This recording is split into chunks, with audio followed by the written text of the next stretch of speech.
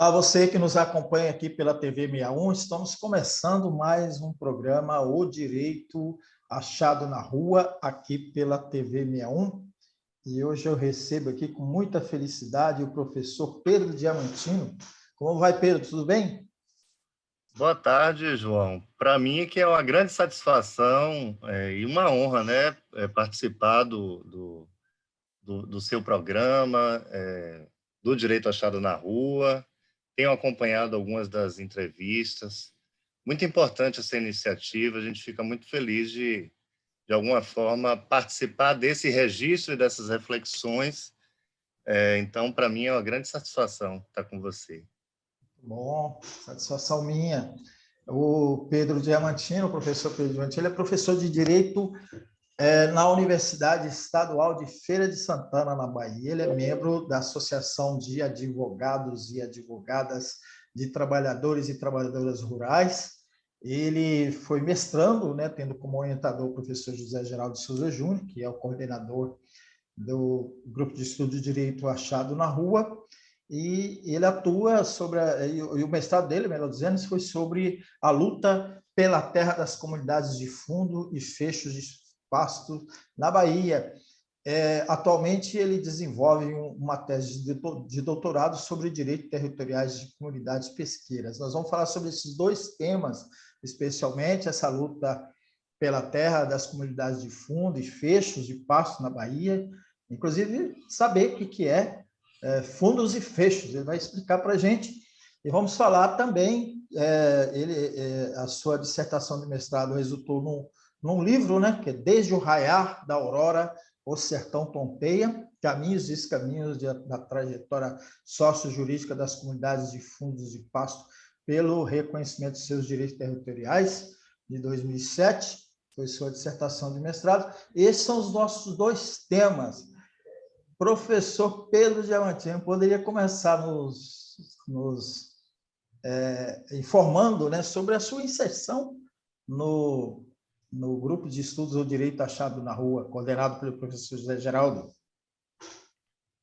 Então, João, uma longa trajetória, né? Ela se inicia no período mesmo de faculdade, a inserção, né, de mentes e corpos inquietos, né, num ambiente geralmente árido, né, do direito, a juventude, né, com toda a vontade de transformação, de inserção na militância, o debate sobre a justiça, o papel, né, do profissional do direito, e com frequência o que nós encontrávamos era um ambiente extremamente formalista e que basicamente tomava o direito pela lei, né, pelo que estava posto.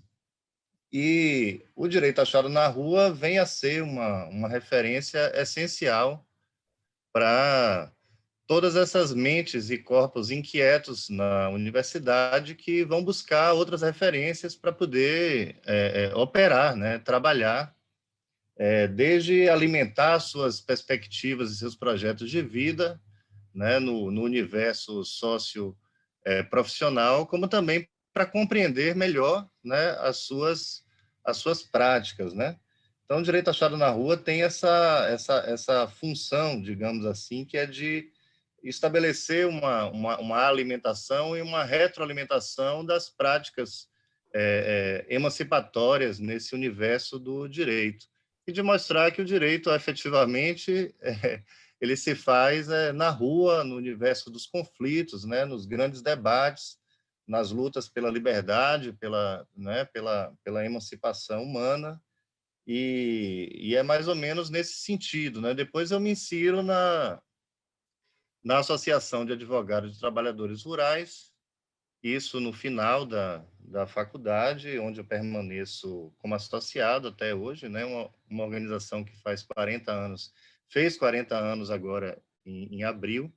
Então, é uma associação de advogados e advogadas populares que tem, enfim, uma longa trajetória de também muitos encontros com o direito achado na rua, né? Ao longo o direito achado na rua que fez recentemente 30 anos, né? a ATR vem nesse bojo, né? O direito achado na rua, uma perspectiva de inserção acadêmica, e as advocacias populares, as organizações, produzindo, né, esse caldo cultural de um direito crítico, né, de um direito em perspectiva emancipatória.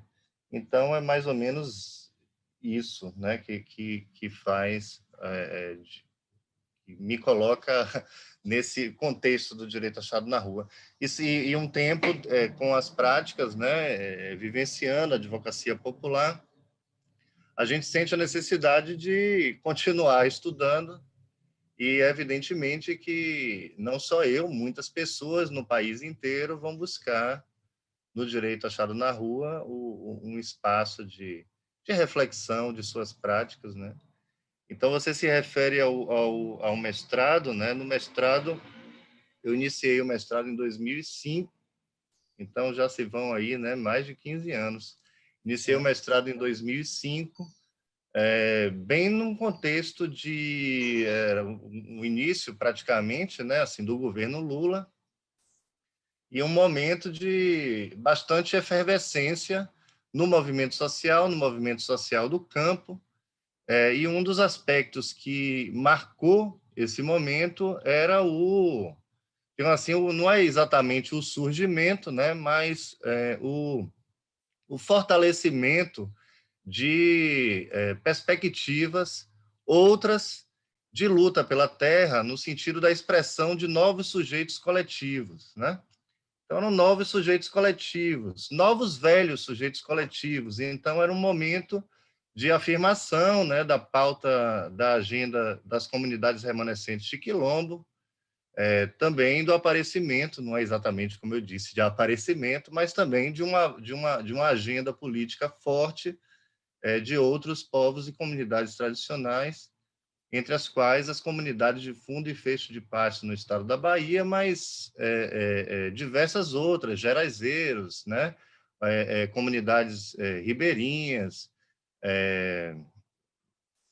comunidades pesqueiras, né? Também vão aparecer com força nesse momento, no início dos anos 2000, e Professor, o todas que elas são, reivindicando, né, a luta pela terra e território, né? Então, aparece também com força essa dimensão territorial, que ficava assim, situada com muita potência, né, na questão indígena, mas outras comunidades, outros povos também começaram a absorver essa noção de terras tradicionalmente ocupadas e de uma luta pelo direito à terra que envolve uma compreensão de terra articulada com a noção de território que vai além do quadrado cartesiano dos lotes, né?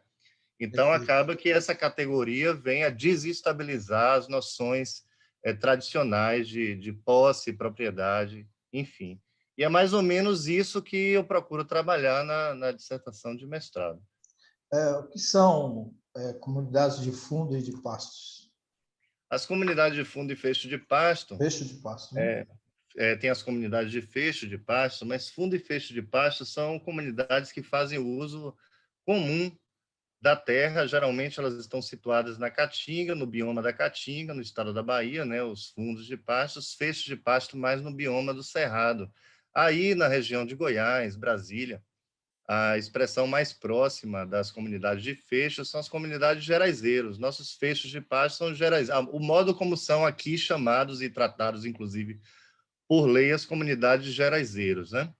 Na Caatinga são terras de uso comum, são comunidades que compartilham, né, áreas de pastagem e outros usos tradicionais em comum, e consociam essas áreas coletivas com áreas individuais. Elas seguem uma outra lógica, que é a lógica do não cercamento, né? Porque são terras geralmente soltas, abertas, e com muita frequência situadas nas chamadas terras devolutas, consequentemente um objeto alvo histórico de grilagem de terras, né, de ação violenta, extremamente violenta e sangrenta do latifúndio sobre essas comunidades, e não só do latifúndio tradicional, mas também, atualmente, dos grandes projetos de grandes investimentos, da mineração, das empresas de energia eólica. O Nordeste passa por um processo de expansão e de intensificação dos projetos de energia eólica, enfim, solar, né? Então, são territórios que existem há gerações, né? Eles são assim estabelecidos há gerações e sempre muito inseridos em situações de conflitos. Então, a gente tem no estado da Bahia cerca de 500 a 600 comunidades já autorreconhecidas, né, como de fundos e feixes de pasto. Isso vem a somar com a luta pela terra, dos movimentos de luta pela terra, como MST, SETA, né, que são os movimentos de luta pela reforma agrária, mas vem a se somar também com as comunidades quilombolas, mais de 600 no estado da Bahia, autorreconhecidas, nesse universo que é um universo plural, né, de luta pela terra, nesse país inteiro, como também a questão dos pescadores, que também traz um elemento extremamente importante, que é a articulação terra e água, né, para você pensar o território. Então, as águas tradicionalmente ficaram numa zona marginal em relação aos direitos territoriais. As comunidades pesqueiras chegam, por exemplo, para afirmar a necessidade de se pensar o território integrando terra, água e outros bens elementares e essenciais para a reprodução da vida social, né? Então é isso, é mais ou menos eu não sei se eu consegui explicar bem, mas é Consegui um sim. aspecto da luta um aspecto bem importante da luta pela terra no estado da Bahia, são as comunidades de fundo e fecho de pasto. Não, consegui explicar sim, perfeitamente, mas eu queria aprofundar em alguns pontos. Eu fiquei curioso com essa comunidade de fundos e feixes de pasto, porque eu confesso que eu já fiz muita reportagem sobre a questão do campo e eu nunca tinha ouvido falar. E achei super interessante porque tem um pouco de semelhança com as comunidades tradicionais que a gente já conhece, né, que são os povos indígenas e os quilombolas, mas eu queria aprofundar um pouco sobre, porque a gente tem uma ideia de como que é a organização dos quilombolas e indígenas, né? Mas eu queria saber como é um pouco sobre como é a organização delas, a organização social ali dentro, né? Porque, de certa forma, é uma comuna primitiva, vamos assim, forçar um pouco aí a figura, né? Pelo menos na minha cabeça surgiu um pouco essa ideia, né? E o uso social da terra, né? Comunitário da terra, e não o uso da forma de acumulação, né? Como fazem os latifundiários. E é importante a gente, que desculpando alongar muito na minha premissa, professor Pedro, porque eu pessoalmente, né, eu tenho uma preocupação muito grande que a luta pela reforma agrária ela fugiu do discurso dos setores progressistas de esquerda nesse país, né? Então a gente não vê essa menção, né? A luta pela reforma agrária. O MST, que é o grande ícone dessa luta pela reforma agrária, junto com a CONAG, né? CONTAG, desculpa, junto com a CONTAG e outros movimentos que a gente tem da luta pela reforma agrária, o MST, que é esse grande ícone, ele está no outro patamar da dimensão da luta. Mas, enfim, não querendo alongar muito, eu queria que o senhor analisasse esse ponto, né? A forma de organização dessas comunidades aí, que foram objeto da sua dissertação de mestrado, e essa questão, né, da resistência na luta pela terra, né? Porque a gente está, inclusive, vivendo um momento muito crítico com este governo fascista de agressão, né? O INCRA virou, assim como a FUNAI, o INCRA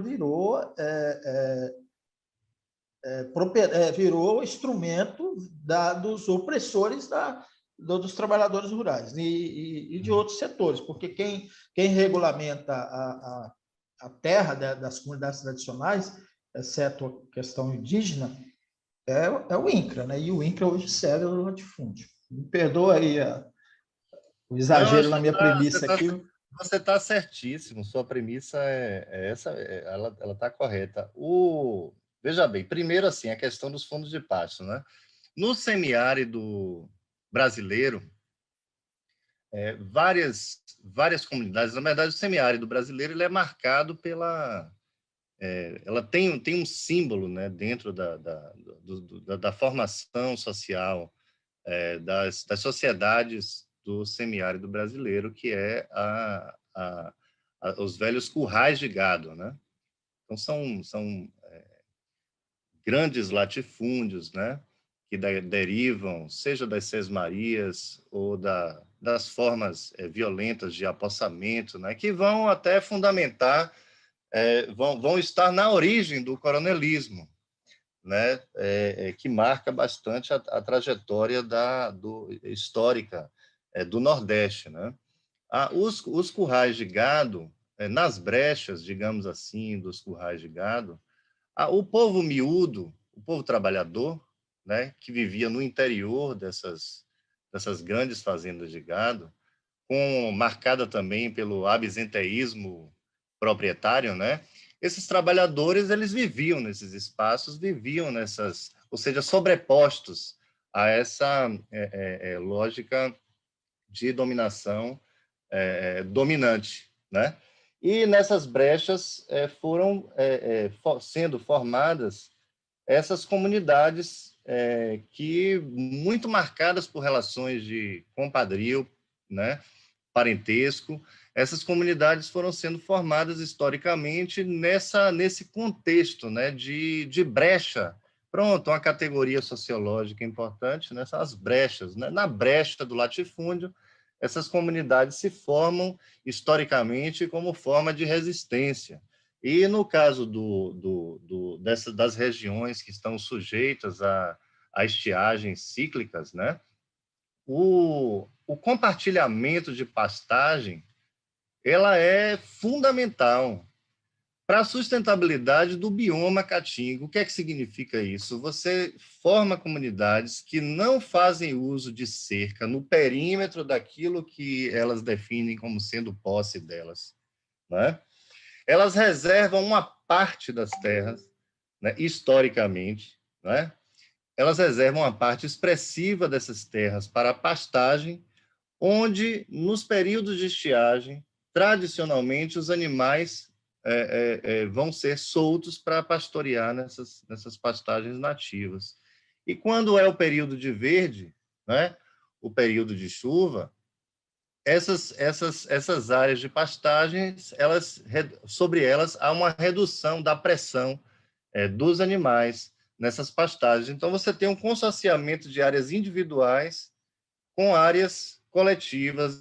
Quando a gente fala em fundo de pasto, a gente está falando efetivamente de um patrimônio comunitário, de um patrimônio coletivo que funciona, tem uma funcionalidade cultural e ecossistêmica na perpetuação e na reprodução de uma vida, né, camponesa, que é muito marcada pela criação de animais de pequeno porte, cabras e bodes, né? Então, e você falando de reforma agrária é interessante, porque o que a gente tem na Bahia, nas zonas semiáridas, onde tem presença de comunidade de fundo de pasto, o modelo tradicional fundo de pasto chegou a ser adotado do ponto de vista técnico como modelo para os assentamentos de reforma agrária nas regiões de semiáridas, especialmente aqui no estado, justamente por conta da contribuição do conhecimento tradicional para um projeto de reforma agrária sustentável no semiárido. Isso é bem interessante, justamente nesse período de emergência ou reemergência das comunidades de fundo de pasto no início ali dos anos 2000. E as comunidades de fundo de pasto, como as comunidades quilombolas e outras comunidades tradicionais, elas fazem parte do contexto de luta pela terra. Todas essas comunidades são pressionadas, são expropriadas, e elas desenvolvem o debate do território. Elas desenvolvem a discussão da retomada, que é muito interessante, né? Eu digo que é fundamental para pensar uma reforma agrária, né? Você pensar também a reforma agrária do ponto de vista de uma justiça histórica, né? Uma justiça que pensa o futuro, mas que se ocupa de fazer uma reparação do passado, né? De um passado expoliador, né? De um passado né? De redução de território, de redução de espaço, de pressão do latifúndio, de pressão da lógica da propriedade privada, né? Exclusivista e individualista. Né? Então, essas diversas identificações e territorializações com esses diversos sujeitos coletivos, eles são, eles se retroalimentam, eles se alimentam, né, na construção de um projeto de país que efetivamente coloque no centro de seu projeto a questão da reforma agrária. Né? Então, é fundamental a reforma agrária na própria discussão dos fundos de pasto, como também das comunidades quilombolas. Pensar essa questão territorial. Acho que também os movimentos de luta pela terra, como MST, CONTAG, etc., também vem pensando né, essa discussão territorial, de você pensar a articulação dos diversos acampamentos e assentamentos em torno de projetos produtivos que se contraponham ao modelo do capital. Né? Então, a gente tem, assim, essas comunidades trazem esse elemento do território que eu vejo como fundamental para a gente pensar numa política de reforma agrária para o futuro.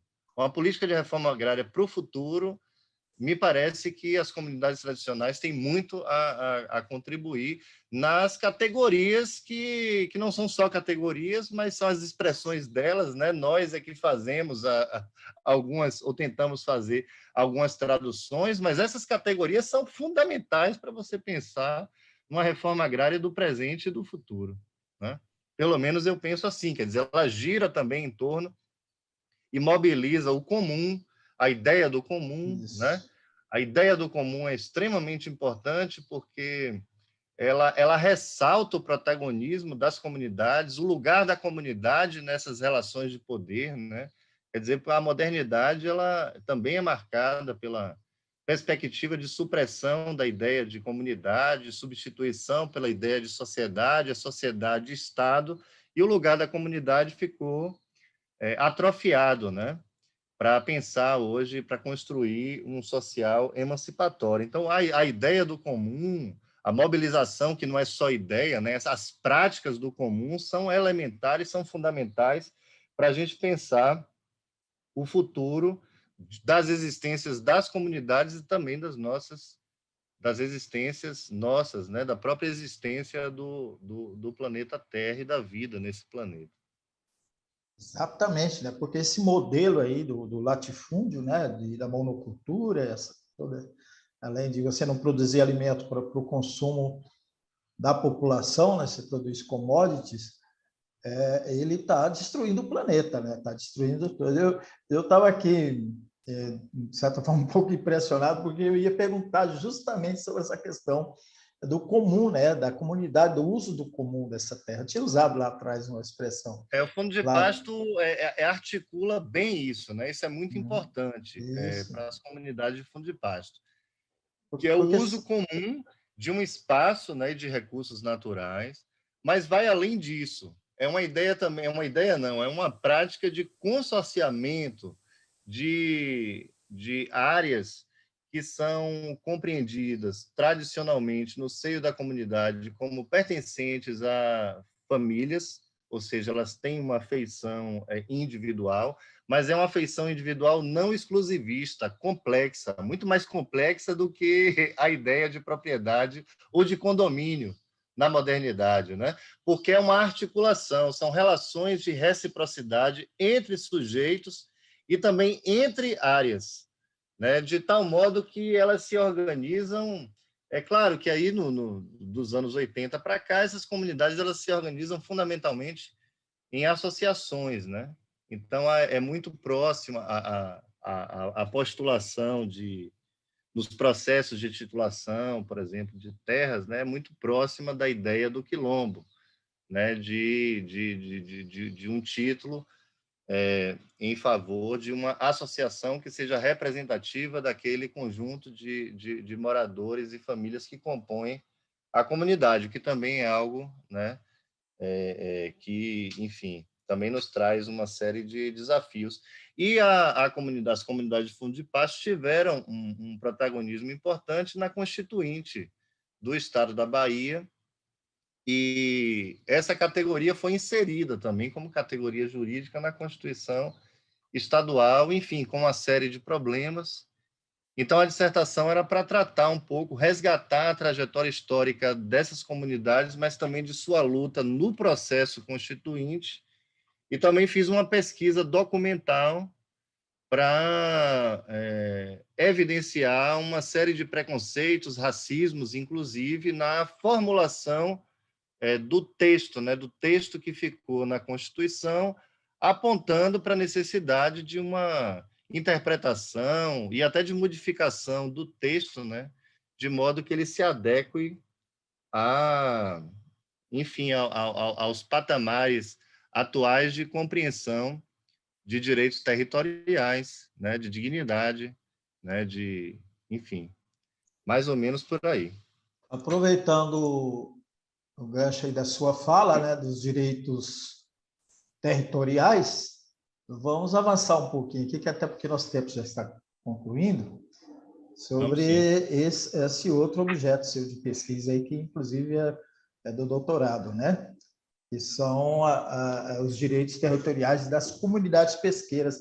Eu lembro, professor Pedro, que eu cobri muita atividade das colônias de pescadores e ficava impressionado, assim, de certa forma, com uma forma de organização. Mas as comunidades pesqueiras, elas nunca foram assim objetos de preocupação, né, em geral, sobretudo no momento que a gente vive, né? Se tem, no caso, tem muita comunidade litorânea, né, mas você tem muita comunidade no interior do país que sofre aí inclusive com essa degradação do próprio agronegócio, né?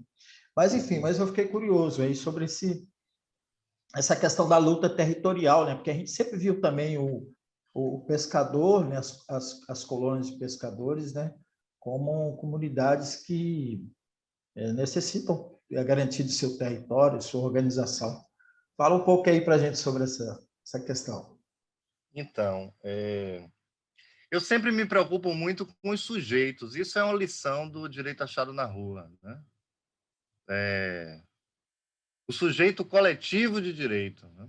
Essa é uma questão assim fundamental para a gente, para nós, né? Do direito achado na rua. E a percepção muito bem traduzida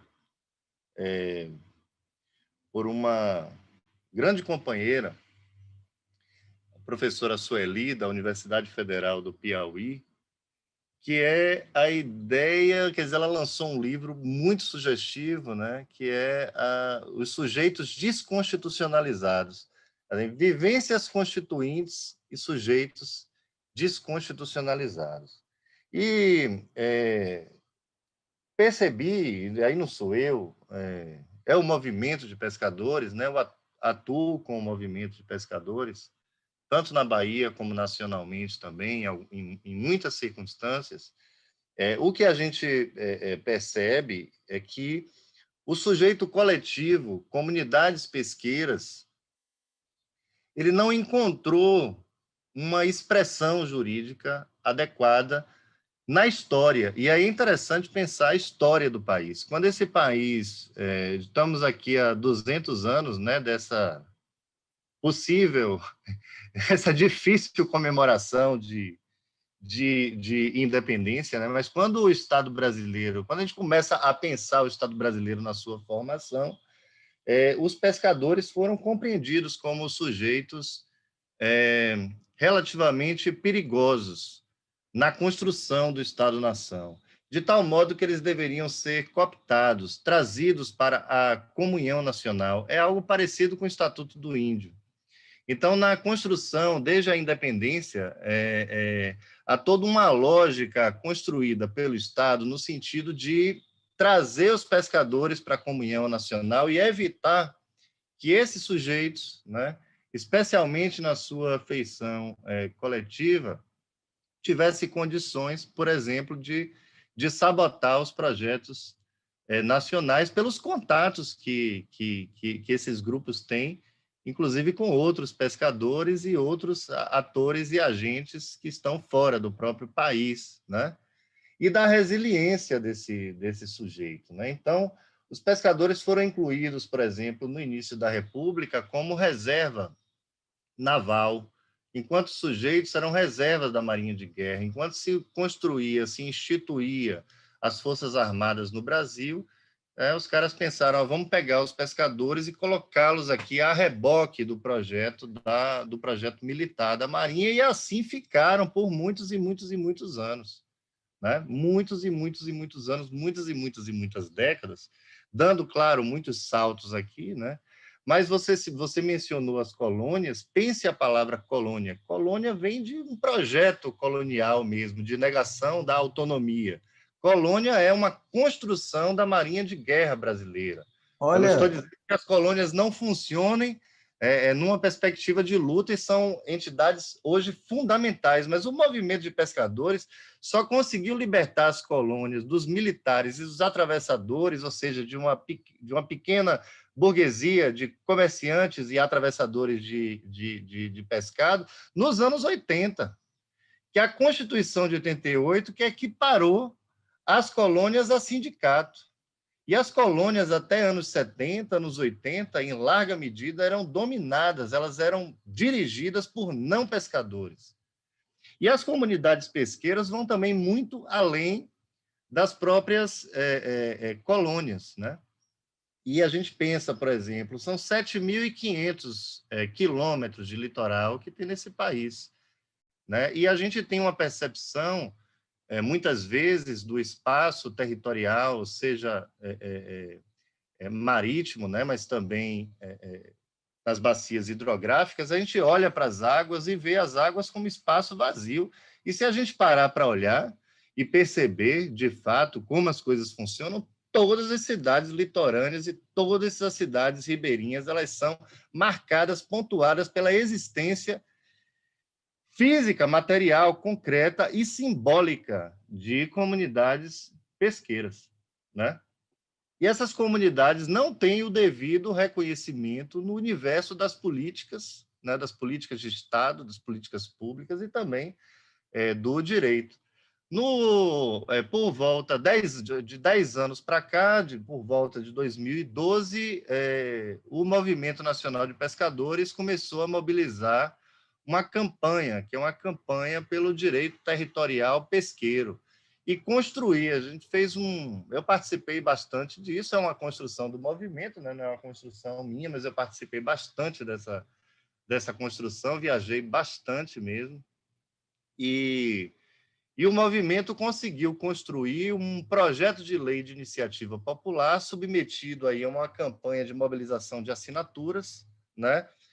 Construindo, formulando uma concepção de território que, a meu ver, é bastante avançada, articulando terra e água, né? Afirmando o sujeito coletivo, comunidades tradicionais pesqueiras, porque a lei que nós temos, ela até representou um certo avanço, é a lei de 2009, ali no governo Lula, né, que foi o primeiro governo, aliás, que criou o Ministério da Pesca, que depois foi destruído, né, ali no processo do golpe de 2016. Mas a legislação ainda é muito marcada por uma ideia, ela invoca um sujeito individual e uma concepção de pescador que é essencialmente profissional comercial. Então, ela articula e mobiliza muito pouco a interação, né, dessas coletividades com os recursos naturais, com seus espaços essenciais. E se você for pensar, são comunidades que historicamente são situadas, né, nas regiões, nas áreas marginais dos rios navegáveis, e nesse vasto litoral, consequentemente, elas sofrem de forma muito dramática toda a pressão, toda a especulação imobiliária ao longo desses 500 e tantos anos de Brasil, né? Então, é um sujeito que precisa e merece ter mais visibilidade e interpela os juristas e sujeitos também de outras áreas, né, a construírem, a produzirem traduções de suas lutas que venham a contribuir com esse necessário empoderamento dessas comunidades. Em 2019, a gente teve o mega desastre do petróleo que evidenciou o absoluto desamparo dessas comunidades na perspectiva jurídica, né? Muitos Pedro, problemas, enfim. Vamos lá, Pedro, vamos lá. deixa eu. Vai cair, nós vamos voltar, vou te mandar outro link para a gente finalizar, tá? Porque esse ponto é muito interessante. Então, Tem uma discussão que vem que é uma discussão internacional também dos isso, territórios pesqueiros. É importante só para fechar, que eu estava esquecendo. isso. Aguarda aí que eu já vou te mandar o link, tá? Beleza, vamos lá. Deixa eu fechar aqui para ir salvando, vou te mandar outro link. Não, pode começar, a partir de 2019. Não, então, em agosto de 2019, nós tivemos um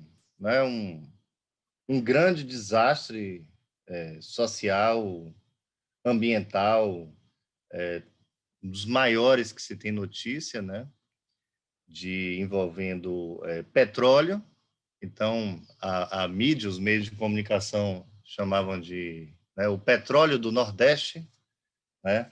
O petróleo nas praias, mas a questão vai muito além de praias, né? Praias. A afetação por petróleo, a contaminação do petróleo, ela atingiu fortemente, né?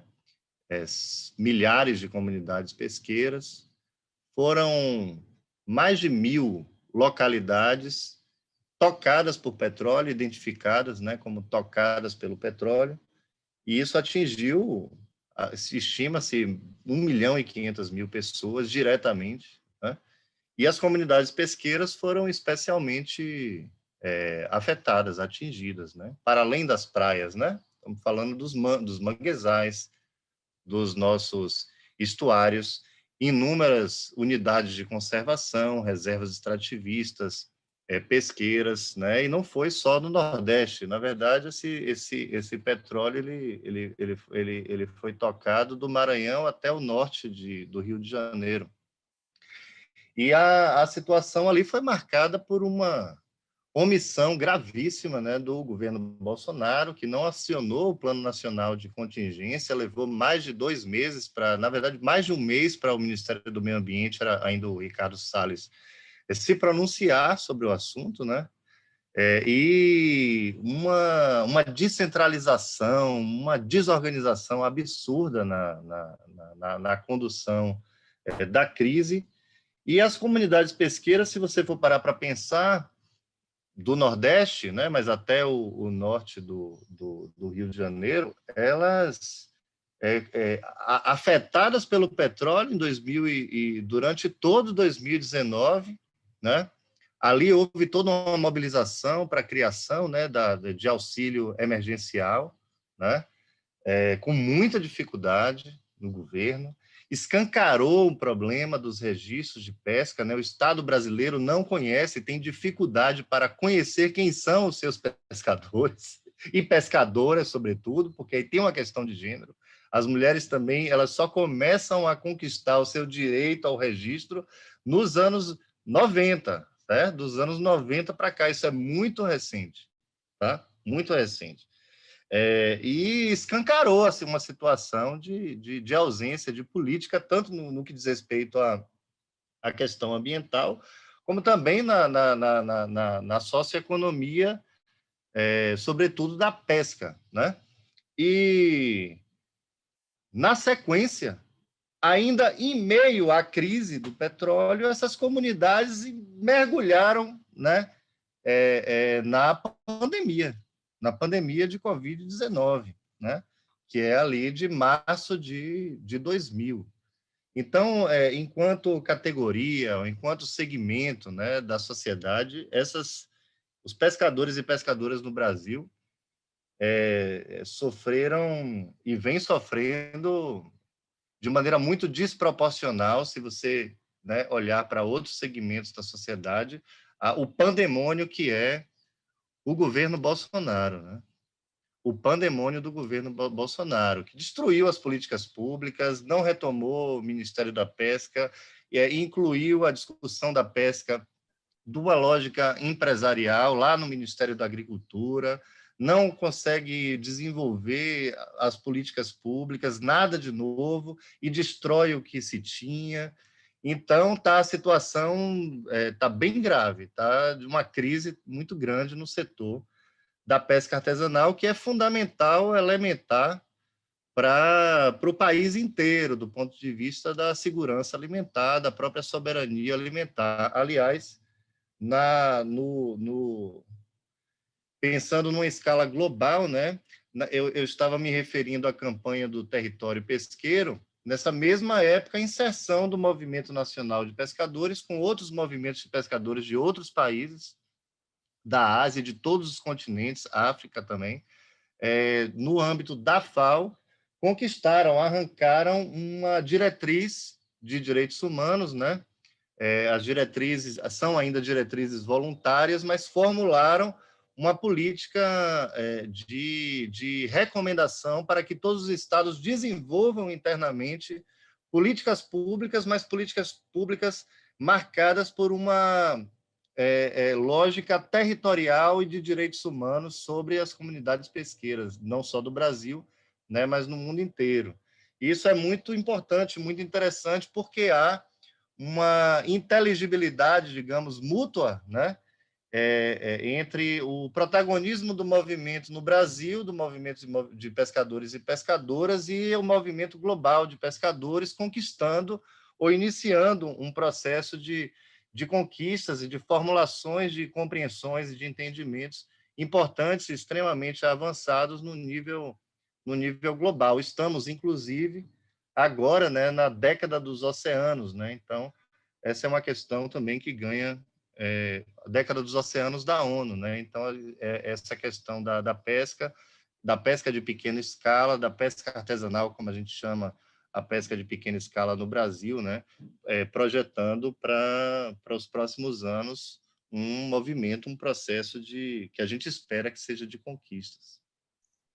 Muito bom, professor Pedro Diamantino. Excelente, muitas informações importantes, muitos pontos que são importantes para a gente ter essa compreensão dessas comunidades de trabalhadores, né, no campo e na questão dos pescadores. Eu gostei E muito das águas, do campo e das águas. Exatamente isso que eu ia falar, né? Dessa questão dos pescadores é campo e água, né? Mas a gente pode, João, pensar as águas também Sim, como, sim.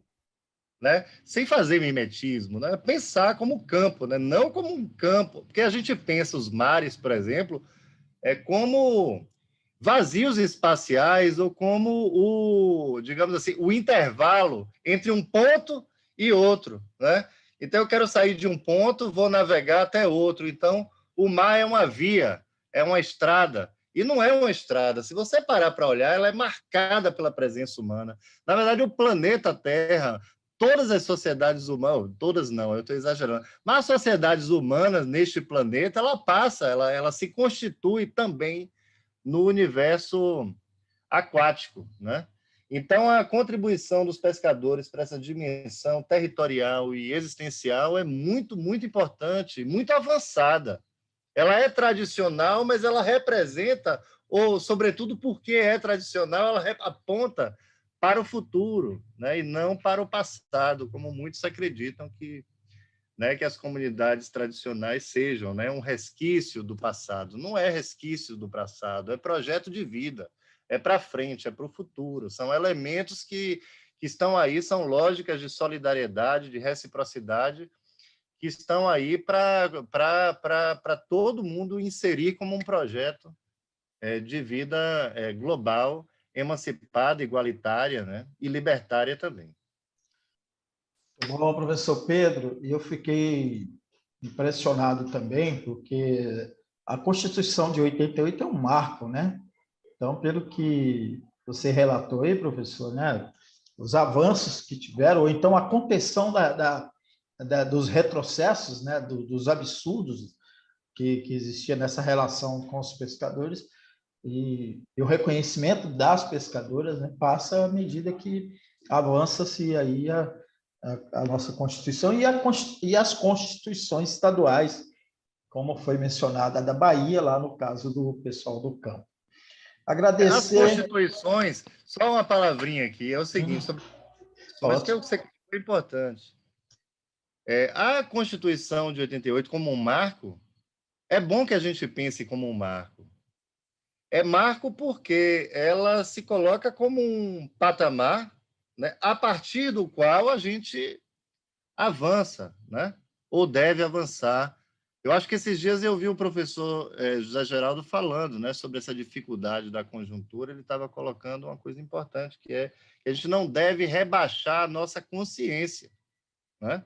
A gente não deve rebaixar a nossa consciência nessa quadra da história tão adversa, mas a gente já está esperançando, né, para superar essa situação.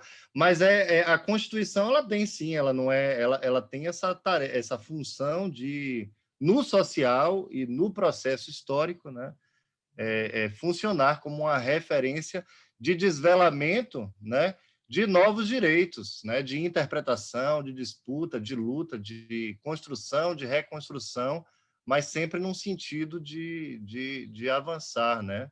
E ela nos ajuda também, em larga medida. Ela não nos salva, mas ela nos ajuda na luta também contra os retrocessos que justamente essa quadra da história está nos mostrando como poucos momentos na história, né, que é, sim, possível haver retrocesso, né? E para isso a gente tem que estar bem imobilizado, bem articulado, sem rebaixar a consciência e sem desistir da luta. Não é isso, João?